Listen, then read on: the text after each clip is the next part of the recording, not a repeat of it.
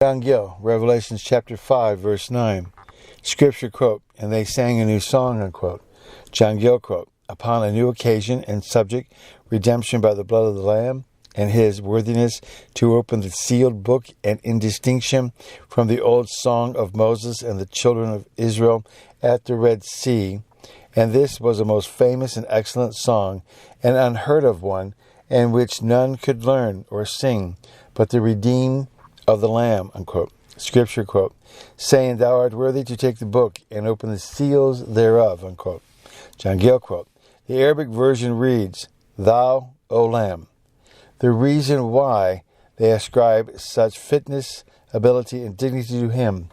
are as follows, unquote. Scripture quote, "For thou wast slain," unquote. John Gill quote, "by men and for the sins of men, whereby as he became worthy of his priestly office to take away the sins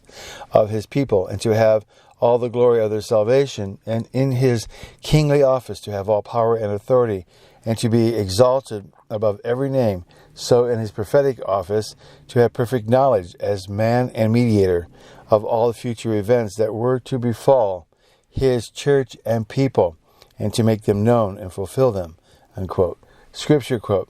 "And have redeemed us to God by thy blood out of every kindred and tongue and people and nation," unquote. John Gill quote, "This shows that as the 4 living creatures and 24 elders were not angels, so they were not representative of the Jewish church or the patriarchs and prophets of the Old Testament,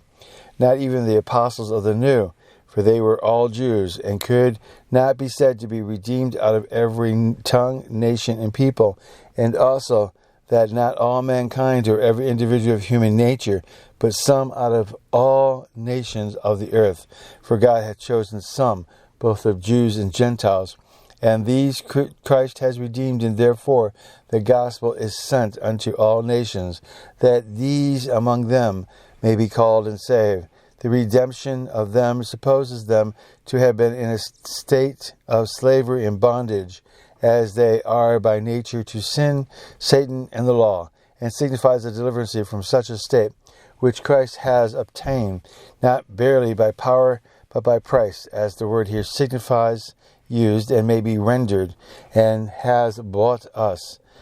and the price with which he has bought them in his own blood, and which is full and sufficient value, is it being not only the blood of man, of an innocent man, but of one that is God as well as man, and this price was paid to God and to his justice, against whom men have sinned, whose law they have broken, and whose justice they have injured and affronted, that he might reconcile them to God, bring them near to him, and that they might serve him in righteousness and true holiness." End of John Gill's Revelation chapter 5, verse 9.